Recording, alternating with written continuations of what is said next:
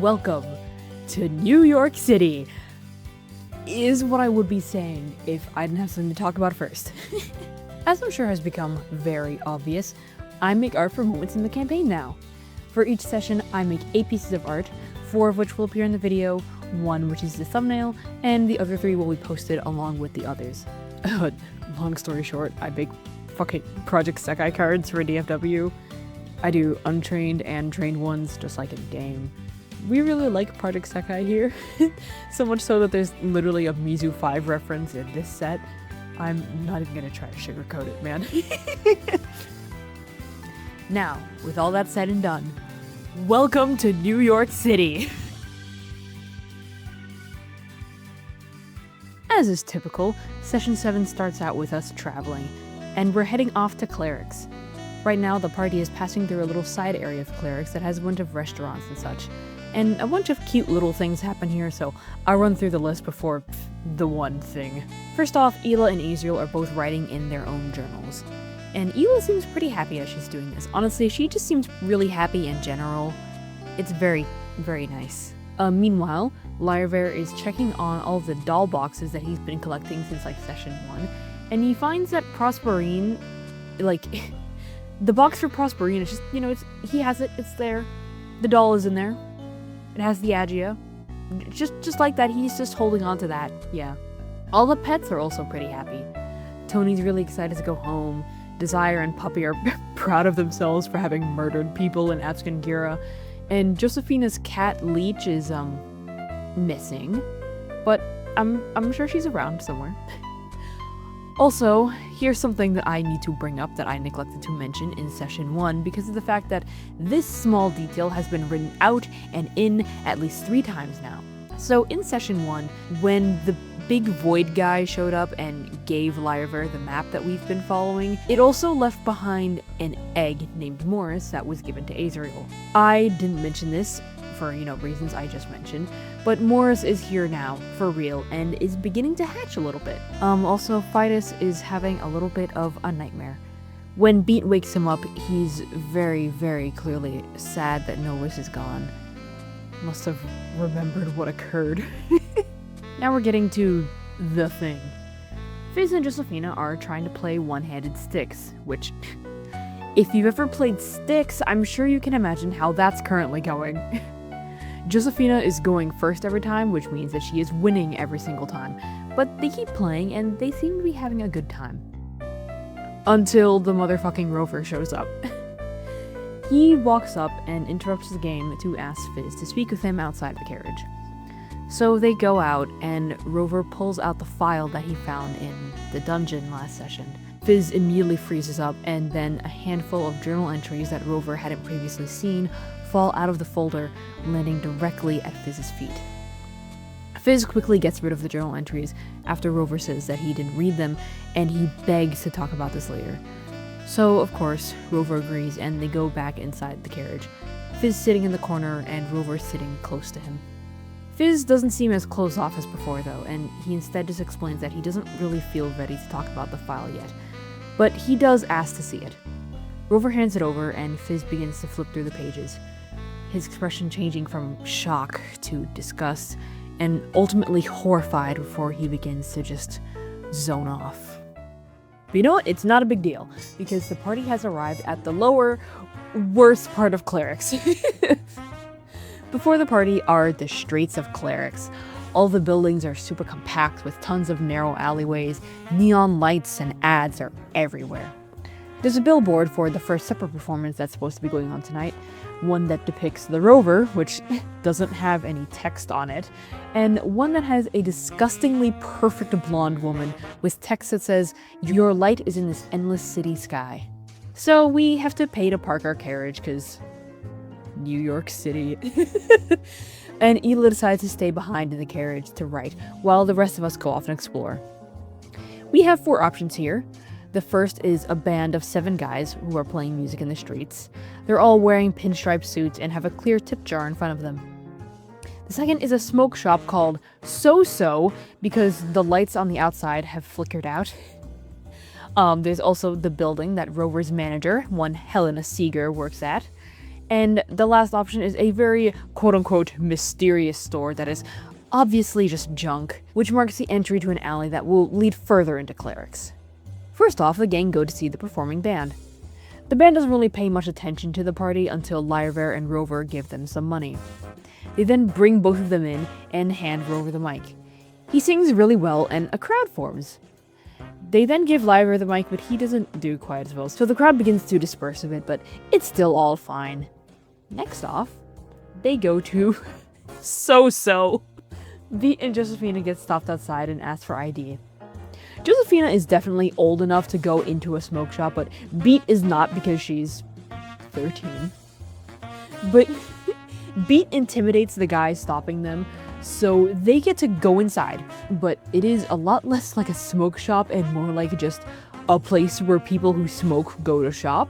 There's just a ton of illicit drugs here, which I'm not even going to bother listing.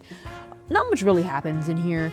Some of the crew stack up on cigarettes because, God, everyone here is an addict in some way. And Beat then starts fake smoking an incense stick, which is not going to lead to some awful consequences. So they leave the smoke shop, and Beat manages to swipe a cigarette off of Rover, which she then starts smoking for real, and Lyra has to eventually take it off of her. As they continue, Rover tells the crew that he needs to go check in with his manager, but that the others are welcome to come with if they want to. So they all go inside of the building. It's very cozy in here with a few people waiting in the lobby, a receptionist sitting at the front desk, and a stairway leading up to Helena's office. Josephina decides to stay downstairs and smoke her strawberry cigarettes while the rest of the party goes up with Rover. When the door opens, Helena is sitting ominously by the window, back turned to the party, looking out at the Rover billboard, which again has no text for a reason. Helena then starts reprimanding Rover for quote-unquote running away after the Burcoats concert instead of coming straight back like he was supposed to. She's been having to cancel all of his shows and not having any advertising for him because of the fact that he's been missing, and clients are starting to leave her since they're worried that she might be mistreating Rover if he, her biggest talent, felt inclined to run away. Also, it's during all of this yelling that Helena reveals that she sent out a bunch of guys to stalk Rover and take a ton of pictures of him just, messing around with the party.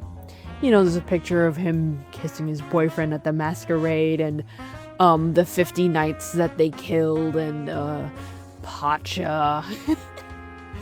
Long story short, it all looks very, very bad for publicity, especially since Rover seems like people think that he's hanging out with child murderers. They didn't kill any kids, but they think that they all killed kids during that thing with the masquerade and the 50 knights that we have to kill. It's not great. After all of the yelling and reprimanding is over, Helena tells Rover that he's fired. But Rover doesn't want this to happen. He wants to still be working for Helena, so he asks her if there's anything he can do to make up for all the money that he's lost her. Helena thinks on it for a moment before telling him that if he goes and plays at a house party belonging to one Tyler Blevins Ninja, yes, Fortnite Ninja, if he goes and plays a little concert at Ninja's house party that's coming up, she might consider not dropping him. So they leave the building, and Lyra asks Rover if Helena's always like that. Rover starts trying to make excuses for her, but yeah, she is just kinda like that, for the most part. The party starts trying to convince Rover to just quit his job and be his own manager since he's so popular, but he doesn't seem so sure, and they decide to continue on. Which of course means that they're going to Junk. The person who runs Junk is named Hanamidi, by the way, and he's there as always. Azriel then proceeds to buy a goddamn 24-karat gold Labubu, and Lyra gets a box for his ring that had been, lost when his finger got cut off in a few sessions ago. Hanamidi then gives us some more of those wooden placards that say repent on them. Apparently this is like a pamphlet for some sort of little religion in Makarist. After we have some very non-productive conversation about this, he shambles away into the alleyway, and the party is going to continue on through there. At the other end of the alley is a much, much bigger area with even more blinding lights and loud music than before. There's way more to do here, as there's like some kind of carnival type thing going on. I guess, for the concert that's happening. First is a Ferris wheel, a pirate-themed roller coaster, the performance for the First Supper, which won't be showing until 6:30, a magic show / game show, which starts at 6 o'clock, the show for Miss Pacifique, some drag queen that I think we might have met in, like, Ettenheim? I don't really recall, but there's a show for Miss Pacifique who's a drag queen. There's the food area, there's this area with a bunch of carnival games, and a funhouse, which has a closed sign on the outside. As the party's looking at all their options, Abigail shows up. She immediately hugs Azriel and tells him that it's very nice to see him, and then they both just run off to start doing their own gay Yuri things. So, Azriel and Abigail are going to go to the carnival together. There's ring toss, playing cards, snail racing, and a fortune teller, the fortune teller that we're very familiar with. They first go and check out snail racing. They watch as the match ends, then place bets on the next match. Abigail Snell wins, and some poor guy gets a doghouse. After this, they go to Ochre, the fortune teller. She's very, very fearfully asks if Rover is there, but decides to give them their future after realizing that he isn't around.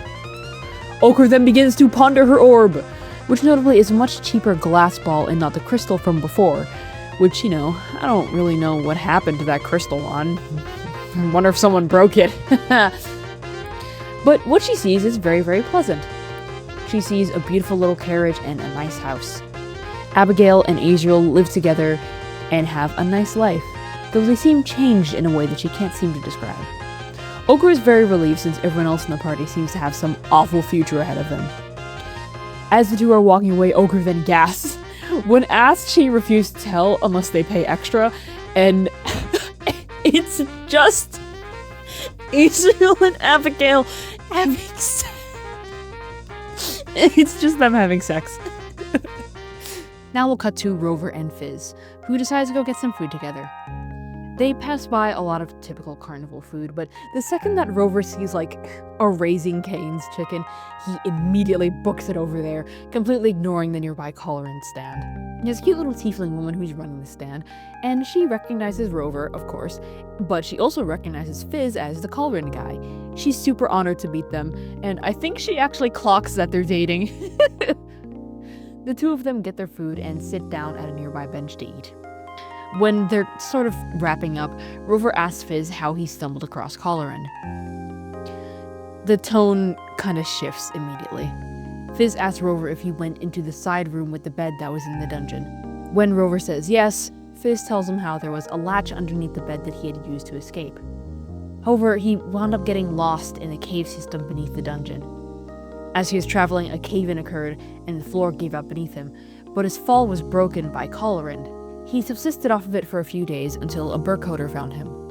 This caver saw the business opportunity in the Colorant, and they both went and made a ton of money off of it.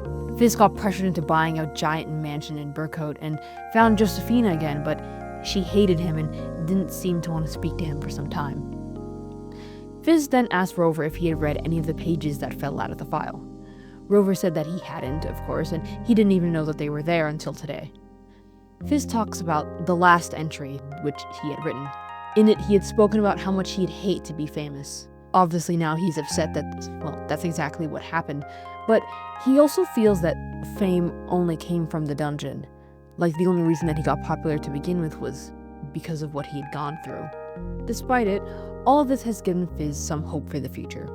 He hopes that with the money that he has now, he'll be able to get a safe place for himself and Josephina where they can just relax. And maybe even Rover can be there with him. After all this, the tone finally eases up a bit. Fizz finds out that Rover hasn't had Colorant yet, so the two of them go off to get some together. Meanwhile, Ela, Lyraver, and Beat decide to ride the Ferris wheel together. The view from up there is absolutely gorgeous, and they can see all the lights and mansions and buildings off in the distance. They can also see the sun beginning to set far off into the water. As they reach the top of the Ferris wheel, Beat watches as the sea begins to become swarmed by darkness. Black, inky fingers surround the water, and in the middle is a figure. It's Novus. He's trying to fight off the fingers, but fails and is dragged downward. When Beat finally blinks again, what she saw is gone. It's just the sun setting over the ocean. Beat looks at herself in the glass once they're at the bottom.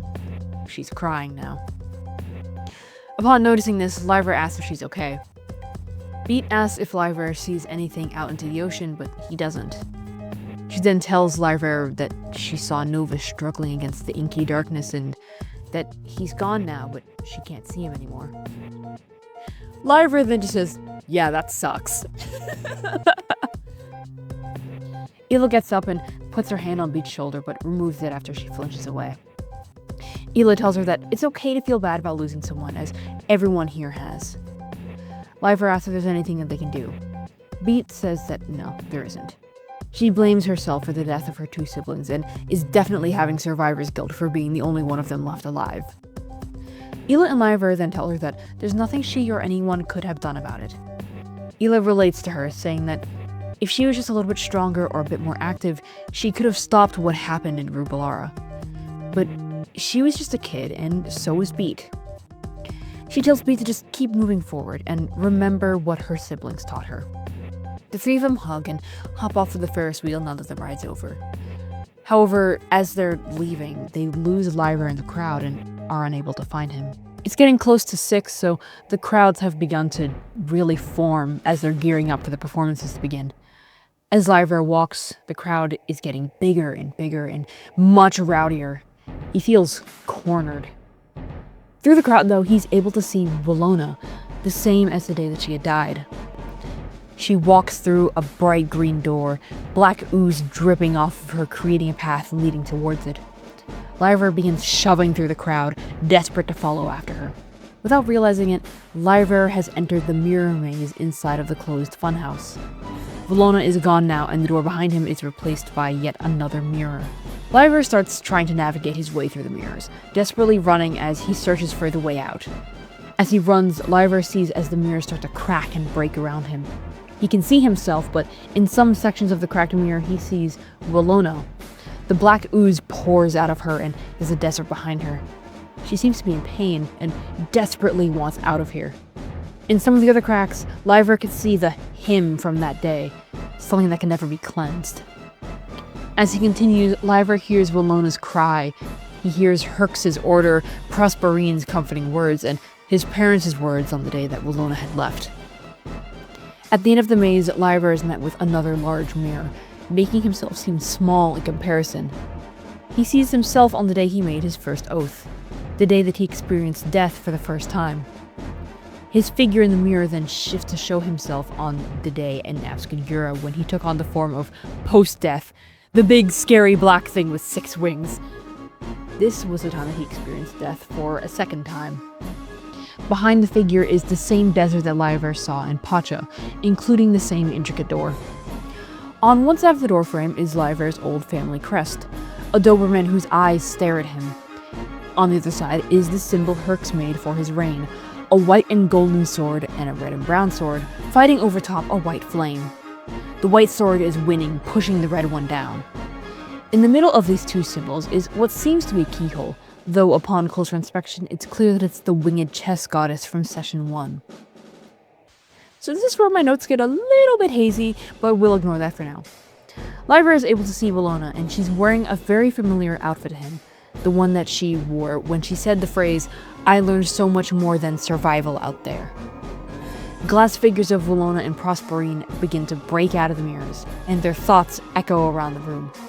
Prosperine's thoughts urge Lyra to leave, and Willona's express her fear of dying. She thinks something along the lines of, "Stay strong, Lyra, I won't drag you down again." The 2 thoughts begin to merge and create something that says, "I will protect you," and the 2 of them are now ready to fight and defend Lyra against the towering form of Post-Death. Now, this sounds really cool on paper, but fortunately, Willona and Prosperine are a little bit useless for the most part.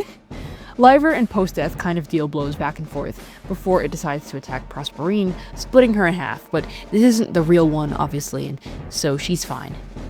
Eventually, Lyra smites the mirror and brings the thing down to half health. As he does, the glass shatters and flies at Lyra. The mirror figure stops flying and falls to one knee. The door behind him opens, light flooding in. The thing screams and is now at 10 HP. Although he does now do 2 times damage. But it's okay. With some help from Willona, Lyra is finally able to kill it. The glass shatters entirely and the figure fades away. In the mirror, Lyra can see himself and his loved ones. Prosperine wipes the mirror and she and Willona disappear. Lyra's tattered clothes are fine now and all is, well, I wouldn't say well, but we'll go with well, just to make things easy. On his way out, Lyra punches a mirror, causing himself to see a flash of the figure and Willona again before he finally leaves the dreaded funhouse. Now we're gonna cut back to the fun, stupid things. Hila and Beat go and wander to the carnival, where they meet up with Azrael and Abigail, including Josephina as well. The two of them explain how they lost Lyra amongst the crowd, but everyone assumes that it'll be okay and that they'll probably just meet him at the concert later. Rover and Fizz also rode the Ferris wheel earlier and they kissed and it was very cute, but they also go and they meet up with the others here at the carnival. Beat and Hila head over to the fortune teller together. And yet again, Ochre is very, very worried now that Rover is here, but Beat wants her future told, so Ochre decides to do that for her. What Ochre sees is someone who resembles Beat, but older. His form is shiny and broken.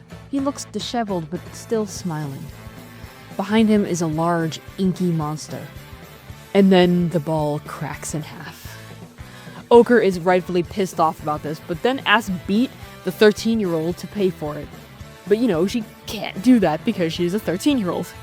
So instead she calls over Rover and demands that he pay for the damage, which he does after cracking some terrible jokes. Abigail then tears off from the group because it's time that she goes to get her show started. She tells them to head over to the roller coaster while they wait because it's apparently very fun and very scary. She kisses Azrael's cheek before scurrying away to go off to her concert, so the group starts debating if they want to go on the roller coaster. They decide that they should, especially since Beat hasn't been on one before. They convince her that it'll be a fun time, and they all head out. This is the moment that Lyra walks out. He sees the rest of the gang heading towards the roller coaster, but he's exhausted and horribly disheveled, so he doesn't go, instead deciding to head back to the carriage. As he's heading there, his legs begin to buckle. When he finally reaches the alley, he falls, hears something indiscernible, and then passes out. Going back to the party over at the roller coaster, there's not really any staff here, but the coaster seems like it's been under construction and there's a bunch of stuff around it. A construction worker, who seems to be about 20-ish, tells the group not to worry about it because he apparently worked on it with some other professionals. The crew is starting to feel a little bit skeptical, but Josephina is already in the roller coaster, so everyone climbs in. Azrael sits next to her, Rover and Fizz sit in the middle, and Beat and Hila sit in the back. Then a figure in a black cloak, who very clearly is not the staff, goes to the control panel and hits a bunch of buttons. And then the coaster just shoots off before anybody can say or do anything. So because the coaster is going at terrible, terrible speeds, everyone passes out, and Rover and Fizz throw up because they just ate. And then the track gets diverged somehow, and it goes towards a wall that's hidden behind a curtain, and they just crash into it, and they just crash into it, and that's it. Now, as funny as it might sound, this actually turns out to be quite horrifying, really. Everyone wakes up to the sight of blinding lights. Their surroundings are blue and they're unable to move or speak at all. They all have thin, tight collars around their throats and there's a crowd surrounding them. In the center is a table that all of the party members are seated at. Deliverer Sprinkle is here, dressed as a ringleader, holding dolls of Rover and Lyra Vare. This is her quote-unquote magic show, the one that was scheduled to start at 6 o'clock. We are going to be playing a little card game. At the start of the game, each player is given one card which they don't know, and they're not allowed to turn it over until the very end of the game. Sprinkle has also pulled a card, just for fun I suppose. Aces to 10s are all worth face value. Kings are 15 points, and queens and jacks are 0. Jokers are actually included in this game, and count as an automatic loss. We'll be playing 3 rounds. The first 2 rounds, players are given 3 cards, instead of just 1, which they flip over and add the values of. The player with the lowest value has some sort of secret revealed about them by Sprinkle. The 3rd round, we'll finally flip over those first cards that were given to us at the very start. Really, the only quote-unquote rule is don't cheat or piss off Sprinkle, or she's going to use the shock collars on us, which she demonstrates by bringing out Femoris, who wears one of them. She ends up shocking him, and he's in terrible, terrible pain as she does. Sprinkle says, "Let's get this show on the road." Before the blue tint to the environment fades away, the crowd begins to cheer, and the party members are all able to move yet again. In the first round, Josefina loses, but she doesn't really have any secrets to be revealed, so Sprinkle is just kind of mean to her, pointing out her lost arm, yada yada yada. And she also shocks her for some reason. I think it might have been because Josefina was boring. I honestly don't remember, but the audience begins to get a little bit worried after this, seeing as Josefina completely passes out for a solid 2 minutes after she'd been shocked. In the second round, Rover loses as he drew a joker. Sprinkle debates revealing a big secret or a small one about him. Rover mumbles, "the small one," and Sprinkle shocks him a little bit before deciding to read the third entry from Fizz's journal that he had during his time in the dungeon.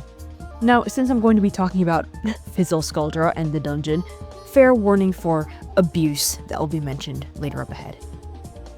This journal entry was written when Fizz was 24, not long before he met Rover. It also takes place after many of the people who are trapped in the dungeon, including Ed, managed to escape via a volcano eruption burning a hole into the structure. Only a few people were left at this point: Amon, Fizz, and 2 people named Ika and Gaia.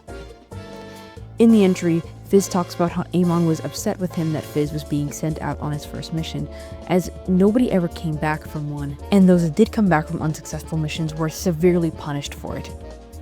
On the day that Fizz wrote this entry, Amon finally got up from the floor and hugged Fizz.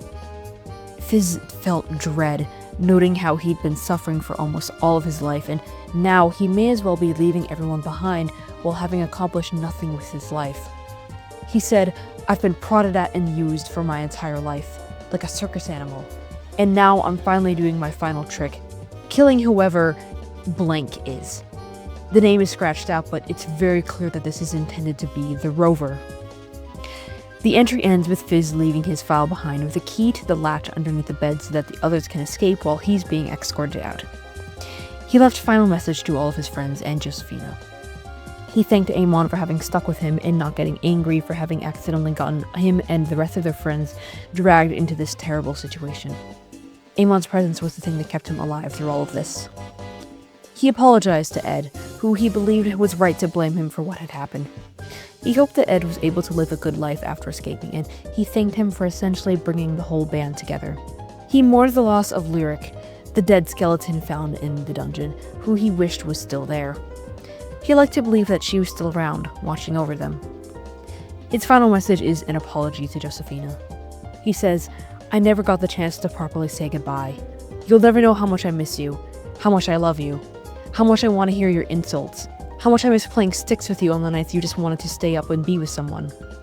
All I want is to see your smile again. So if you ever read this, smile. I'll see it. I'll feel it. I'll always be smiling right back." Rightfully so, Fizz is incredibly distraught by all of this.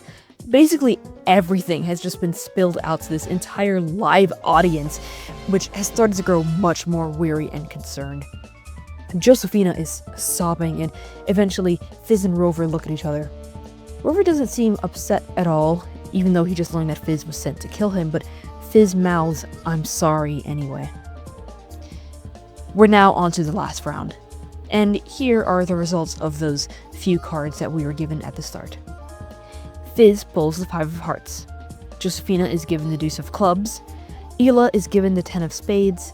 Azrael has the king of diamonds. Lyraver has the king of spades. Beat has the 3 of hearts, and Rover loses with the ace of hearts. As Sprinkle is going up to reveal Rover's next secret, Josefina then pipes up, saying that Sprinkle didn't flip over her card. Sprinkle immediately realizes that all of the good cards have been used up, and she doesn't really want to flip hers over. However, the party members, realizing what's going on, begin egging her on and encouraging her to flip it over, so grudgingly she does so. And, of course, it's the last joker. Sprinkle is in shock. The game was rigged from the start. Rover was supposed to lose, and she was supposed to win and discourage the party from doing something. She alludes to having played this game many times before and never having lost, so why is this any different? Beat asks Sprinkle what she gets for winning, which Sprinkle just answers that he will stop hitting her. Sprinkle decides that she just wants to leave then, and she pulls out a gun in order to threaten the party so that she can make her escape. But the party realizes that their restraints are now gone thanks to the help of Themerus, and immediately jump up into combat with her. Now, combat is putting it nicely because, well, really what happens is that we just cast Hold Person on her and then start beating her up. Except for really Azrael, who failed to catapult a table twice and only gets a single firebolt off. The quote-unquote fight ends up ending with Beat shooting Sprinkle point blank. Sprinkle falls to the ground like a limp doll, and the collars that are around her necks fall off as she does. Sprinkle lays there, entirely still. When Lyra goes to feel her pulse, she has none, and instead finds that her skin feels like wood. Her body then begins to drag away, leaving a streak of black ink behind her. Beat goes to stand on her, but Sprinkle slips out from underneath Beat's feet and hangs in the air like a marionette. She points between Rover and Beat, landing on the latter. Sprinkle asks Beat why she did that. She wasn't going to shoot any of us, she was just backing up. But Beat doesn't know what's going on, she quite literally just got here, so of course she attacked Sprinkle. A thin line then appears, widening to create a door-sized keyhole. Glass shards begin to spit out of it, and suddenly they turn into the form of Novus. He forms and shatters over and over again, and seems to be in incredible pain as this happens to him. Naturally, Beat is distraught, but Sprinkle literally just tells her to cry about it. Lyra goes to punch Sprinkle, but she just slaps him across the face and points at him instead. When he asks her why she's doing this, Sprinkle talks about how she wants to kill us, but she can't. We need to stay in some sort of alive condition for some reason. Beat asks Sprinkle if she needs to be alive, but she doesn't. However, she's still pissed that we killed her. Sprinkle shifts her focus back to Novus and tells Beat about how he slit his throat and left her on purpose. Lyra tries to comfort Beat, but Sprinkle summons the glass form of Walona from the portal, which immediately makes him shut up. Beat then gets an idea and starts trying to cast Revivify on the pile of glass of what was Novus. She brings it to her chest and hugs it. Light starts to shine and the glass stabs into her. Light starts to shine from the glass and it stabs into her, the blood flowing into the glass figure's chest. A bit of flesh starts to form before Sprinkle then brings the glass figure back down into a pile. All Beat has is this part of Novus with the keyhole, on the floor, laying on top of the glass. Azrael then literally says, "Bitch, bitch, bitch," and Sprinkle summons the blanket that he laid over Yvette, which is thrown at him. Azrael tries to do some stuff with this blanket against her, but none of it works. Beat then tries casting Revivify again, but the pieces begin to go back into the portal, and the spell doesn't do anything for the bit of flesh that she's been able to bring back. Instead, ink begins to leak out of the keyhole, and instead of reviving Novus, it seems to be reviving Serpat Zorgel's curse and not Novus himself. Beat tosses the lump of flesh aside and tries to jump through the portal, but Novus's glassy hand reaches out and grabs her neck. His voice sounds out to her, telling her that this isn't her place, before he pushes her back out just before the portal closes. Beat completely breaks down. She starts punching the glass form of Walona, it getting sucked back into the portal as she does, until Walona is eventually gone. Lyra walks towards Beat very absent-mindedly. He grabs Beat and starts dragging her away as she's swinging and kicking as he does. But this is Lyra, so obviously 13-year-old Beat can't really do anything against him. Sprinkle then points at Rover, but before he can say anything, Fizz limps past and just starts weakly punching at Sprinkle's leg. She completely ignores him, though, keeping her focus on Rover. He begs Sprinkle to explain what else she could possibly want from them. Rover knows that she can't kill them, so why the hell would she keep us here right now? For her, hurting them seems to be the only thing that she can do to get back at them. Sprinkle then begins to ponder whether she should reveal Rover's bigger secret, since the party all ganged up on her and cheated.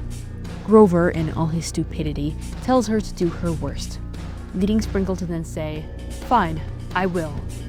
The Rover, or should I use a more proper name? Julian Plenty." Rover immediately gets nervous and he begins to sweat. He asks Sprinkle what kind of a name is Julian, and he begins denying what Sprinkle's even talking about. But Sprinkle insists that that is him. After a bit, Rover is unable to come up with any more excuses, and he runs away, Fizz calling after him. Sprinkle slips away, all that's left of her being the black streak that she left on stage. Rover manages to escape and begins running for the only place he can think of, his apartment in Clarux. A ton of people in the street notice him and begin screaming, "Rover, Rover," while some others are screaming, "Julian," as he just desperately tries to get home. Despite the paparazzi, he's able to make it back to his apartment, though. There's a knock at the apartment door after some time. It's Fizz, who first calls out to Rover. When there's no response, Fizz tries again, calling out to Julian instead. It takes a minute, but Julian eventually unlocks the door and lets him inside. It's an absolute mess in here. There's cigarettes all over the floor, shattered alcohol bottles, and a knife laid out on the counter. Fizz is taken aback and quite worried, but Julian tells him that all of these things littering in the apartment are as good as unused, and it only really looks like this because he couldn't bring himself to go through with any of it because he's too much of a coward still. Julian then trails up the stairs to the second floor of the apartment, with Fizz meekly following after. Two go into the bedroom and Fizz shuts the door behind him. It's much cleaner in here. Julian is sitting on the edge of the bed, looking completely defeated. Fizz tries to comfort him, saying that they'll think of something. Julian doesn't believe this, though. To him, it feels like the whole world is now after him. But Fizz poses the question, are they? From what he can tell, it seems like everyone's out there looking for Rover, and yet Julian didn't even respond to that name when Fizz called for him. This is when Fizz asks to know more about Julian, not the Rover, who he's been getting to know all this time. So Julian tells him a bit more in fairly vague terms, describing himself as an know-nothing alley cat and another bit of street trash that should have died a long time ago. Fizz thinks for a moment, then unbuttons the first button of his shirt. He tells Julian that he isn't street trash, and that he, Julian, has a purpose. He isn't obligated to give any of those people anything because they love the Rover, not him. Julian asks why Fizz is here, to which Fizz tells Julian that he's here because he loves him, and he has a feeling that Julian loves him back, but he's just been too scared to say it. Julian doesn't reply, so Fizz asks if he could try something, which Julian agrees to. Fizz first addresses Rover, basically demanding him to say that he loves him. Rover manages to dodge it at first, only responding with, "I do." Fizz then asks a second time, addressing Julian instead. Initially, Julian isn't able to respond, so Fizz turns to leave, reaching for the doorknob. But he stops when he feels Julian grab onto his hand.